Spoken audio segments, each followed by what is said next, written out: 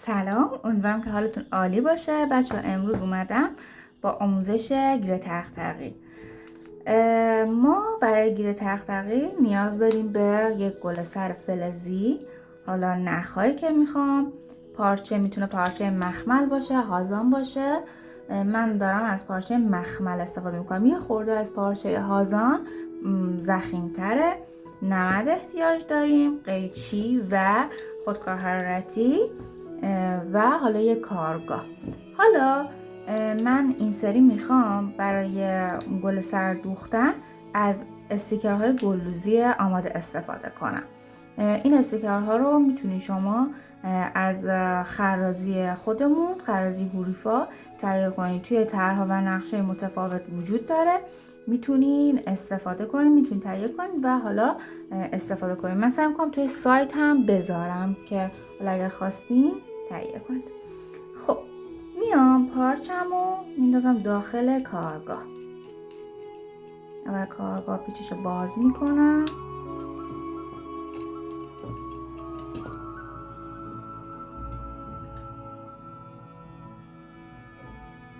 قسمت اضافی رو میبرم تو دست و بالمو نگیره.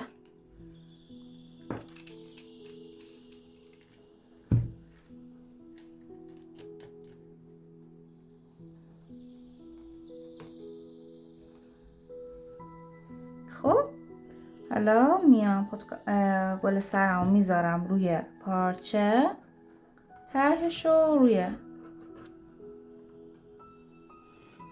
پارچه میندازم. نگاه کنید. حالا میام طرحی که میخوام رو انتخاب میکنم. مثلا من میخوام نکنید بعد از گیره تقطقی ها استفاده کنم. اینم میتونید به عنوان گیره بیضی استفاده کنید. حالا اینکه چجوری گیره تقطقی ساده رو تبدیل به گیره بیضی کنین من توی دوره اکسسوری مو کامل توضیح دادم. حالا سعی میکنم براتون پروتز مو هم، پروتز اکسسوری هم موجود کنم که اگر خواستین حالا میتونین تهیه کنین و گل سرای ماهی شکل رو به گل سر بیضی تبدیل کنیم. من از این طرح استفاده میکنم. میام میبرمش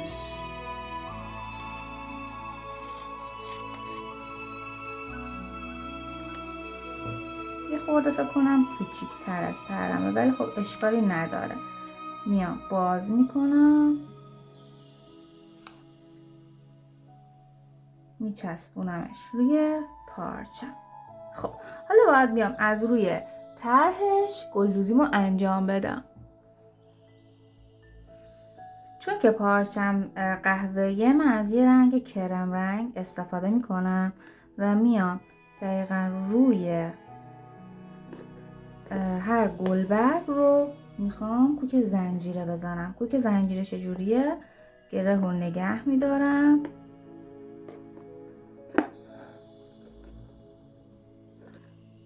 میام بیرون یه کوک میزنم. حالا برای اینکه کامل داخلش پوشیده بشه یه کوک داخلش، یه دونه یا دو تا داخلش هم میزنم. نگاه کنید. دوباره میام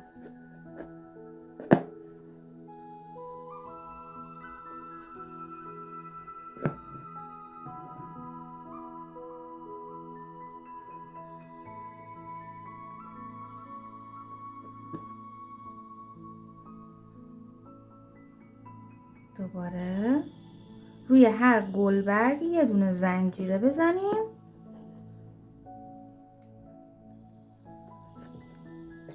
و داخلش رو پر کنیم.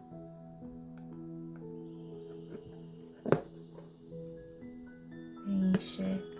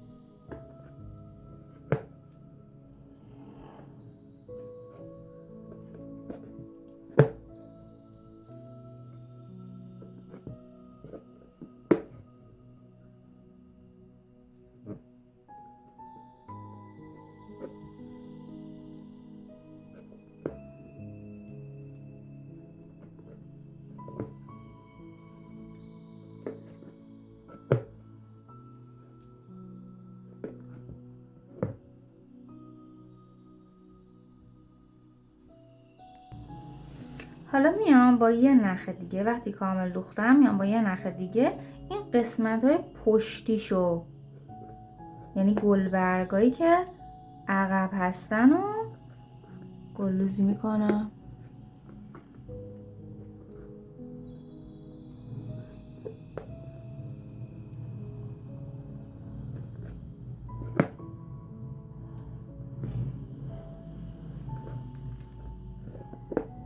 دوباره به همون روش زنجیره میزنم.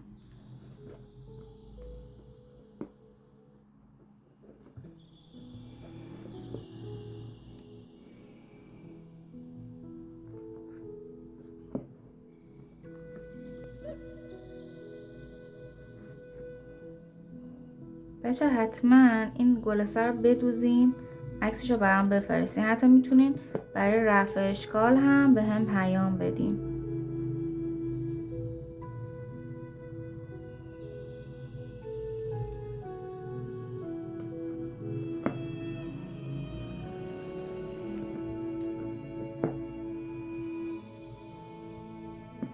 کوک داخلش هم میزنم که پر بشه.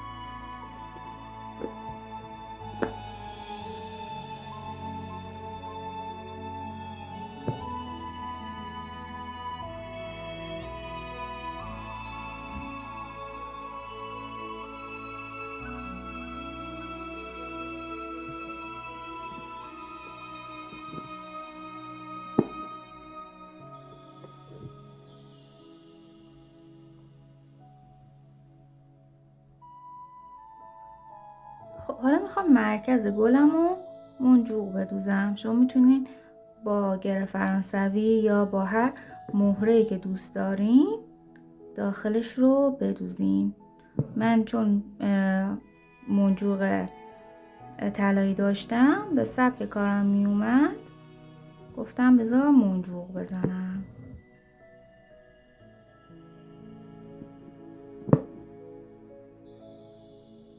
خیلی راحته منجوق دوختن.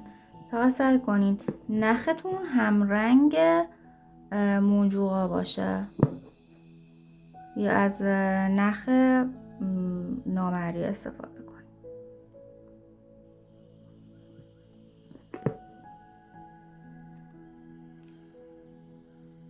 این قسمت اگر خواستین میتونین مثلا بهش برگ اضافه کنین، گل اضافه کنین، هر کاری که دوست داشتین میتونین توی حالا بعد از اینکه گل اصلی رو دوختین اضافه کنین. من نمیخوام این کار انجام بدم.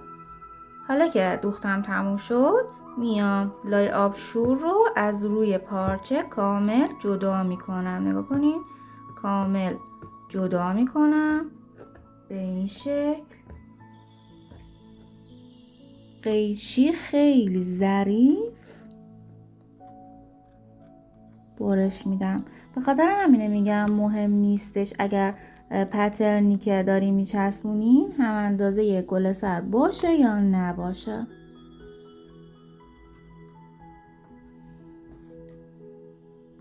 چون شما باید در اصل اندازه گل سرتون تر رو اول بکشین، بعد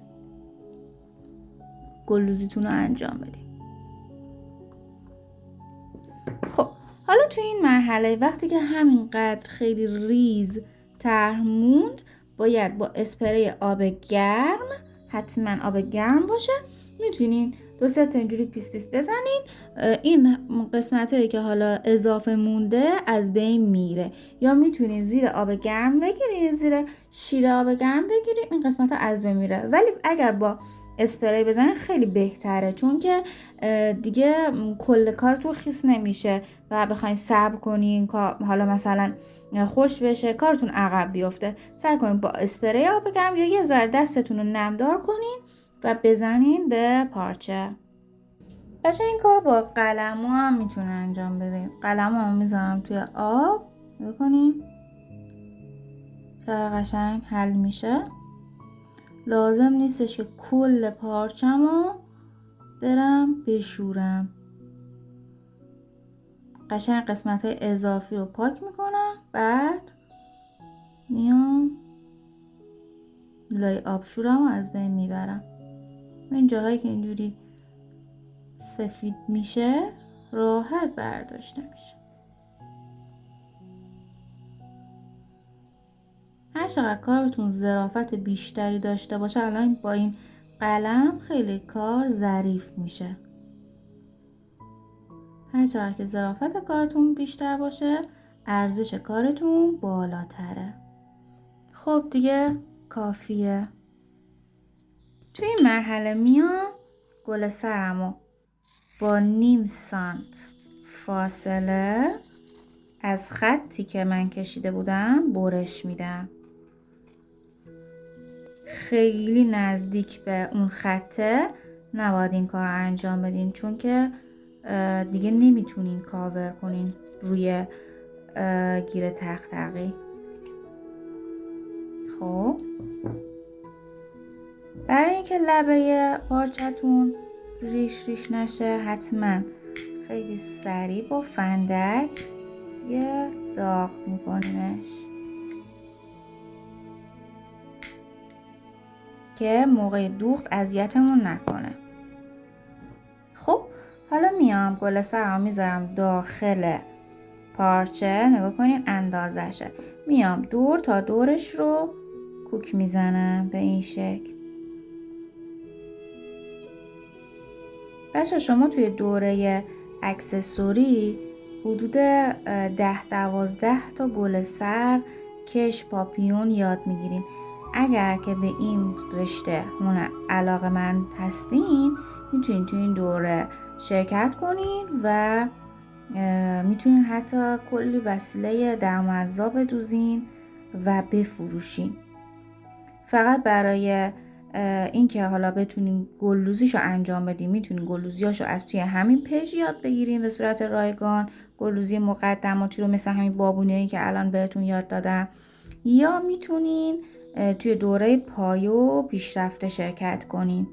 دیگه اون بستگی به خودتون داره. یا حتی اصلا میتونین گل سرها رو ساده بفروشین. میتونین روی پارچه های رنگی رنگی کار کنین، ساده باشه، حتما لازم نیستش که گلدوزی کنین. ولی خب وقتی کار دست روش انجام بشه، ارزش کارتون بیشتر میشه، یعنی ارزش فروشیش بیشتر میشه. میدونی منظورم چیه؟ مثلا یه گل سر اگر شما بتونین 100 تومن بفروشین، وقتی گلدوزی داشته باشه روش، میتونین 200 تومن بفروشین. جوری درآمدتون بالاتر میره.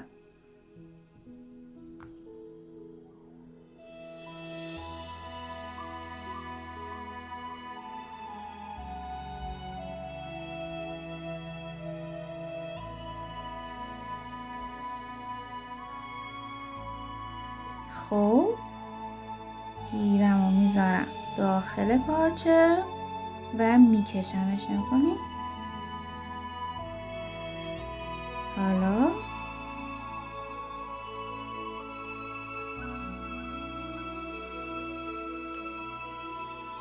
از سمت راست به سمت چپ.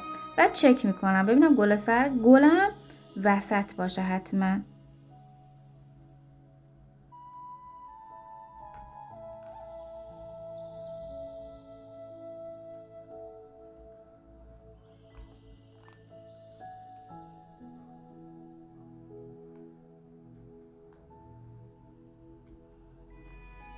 این گوشه بالا رو کامل فیکس میکنم.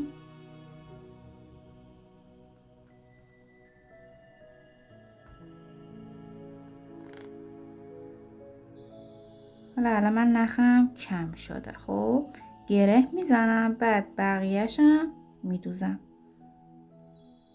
چجوری گره بزنم؟ میام یه حلقه ایجاد میکنم، میکشم. خب حالا به خاطر اینکه بقیه‌شو میخوام بدوزم، گل سرمو باید باز کنم که زبونش بیرون باشه. با زبونه داخل ندوزیم، زبونه گیر کنه لای پارچه. نگاه کنیم.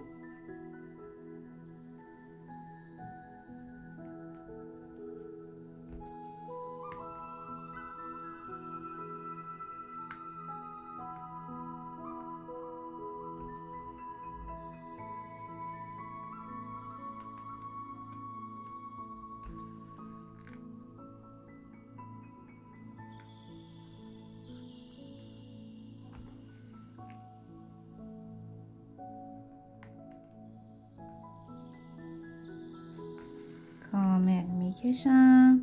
نکنید انقدر باید محکم بکشین که لبه ها به هم دیگه نزدیک بشن.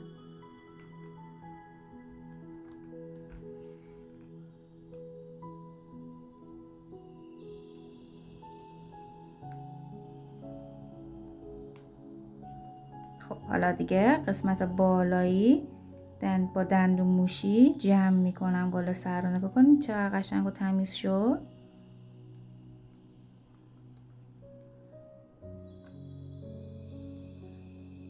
بشه اسم این پارچه مخمل مزاراتیه.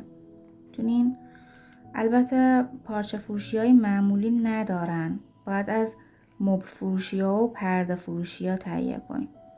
اگر درخواست زیاد باشه من میتونم تو رنگای مختلف براتون موجود کنم، بعد مثلا 50 سانت 60 سانت برش بدم براتون ارسال کنم. خب ترمو میارم وسط، قسمت های اضافی رو میچینم. ببین چقدر قشنگ شد. میتونین یه گل سر 10,000 تومانی رو به یه گل سر 200,000 تومانی تبدیل کنین. حالا این الان یه جفت میخواد دیگه. این یکی ها دیگه من ندوختم. یعنی اگه جفتش رو بخواین بدوزین میتونین 200 تومن 250 تومن بفروشین. خب حالا یه مرحله خیلی مهم داره، اونم اینه که باید پشت کارمون نمد بزنم. میتونین از نمد قهوه‌ای استفاده کنین یا حالا یه رنگ مکملی که به گل سرم بیاد. میام گل سرم میذارم روی پارچه، دور تا دورشو میکشم. حالا اینجا باید یک ذره کوچیکتر برش بدم، خیلی کما، چون که میخوام جوری باشه که نمدم بیرون گل سر نزن. یعنی از رو به رو معلوم نباشه که حالا این پشتش نمد داره، پشت کار از جلوی کار نزنه بیرون.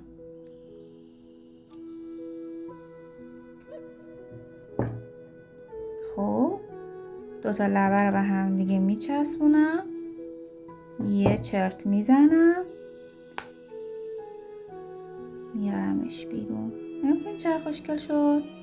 خب حالا باید بیام با رنگ کرم که به نمدم بیاد دوردوزی کنم. خب حالا میام نخم و دولایه میکنم، از سوزنم در میارم، به این شکل نمد رو میچسبونم روش و شروع میکنم به دندون موشی.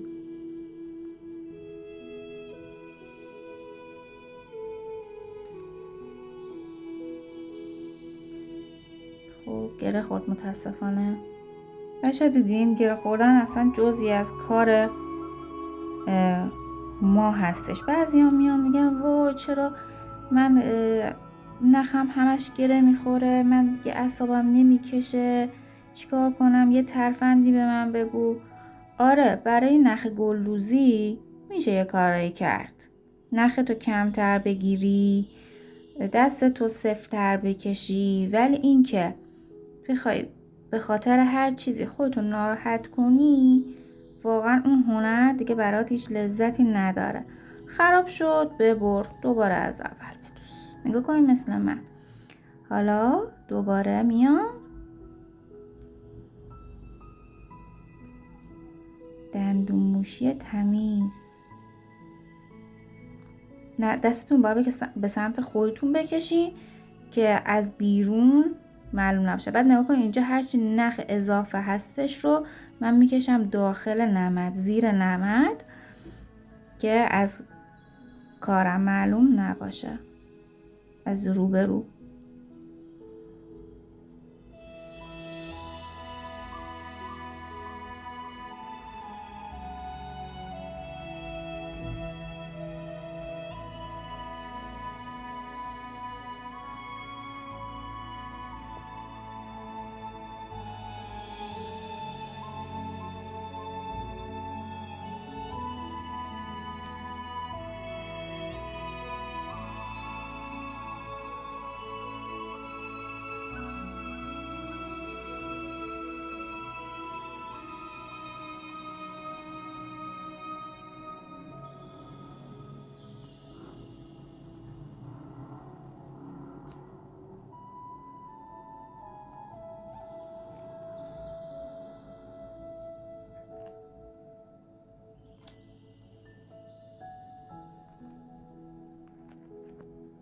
خب به انتهای کار که رسیدیم،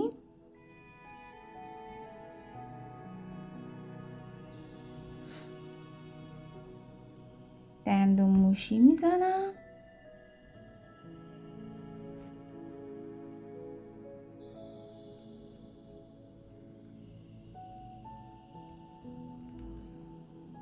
و نگاه کنی گره چجوریه. پارچه رو میگیرم، نمد رو میگیرم، از وسط کار در میام.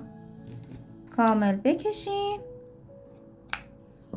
و تمام. امیدوارم که از این آموزش هم لذت ببرین. حتما حمایت کنین ما رو. بچه این ویدیو رو توی یوتیوب هم میذارم، اگر دوست داشتین حتما یوتیوبمون رو لایک کنین، سابسکرایب کنین و کامنت بذارین انگلیسی. حتما خیلی برام ارزشمنده. حمایتاتون واقعا بهم انرژی میده، باعث میشه که بتونم هر روز براتون ایده های جدید بیارم، ویدیوهای جدید بیارم. خیلی دوستتون دارم.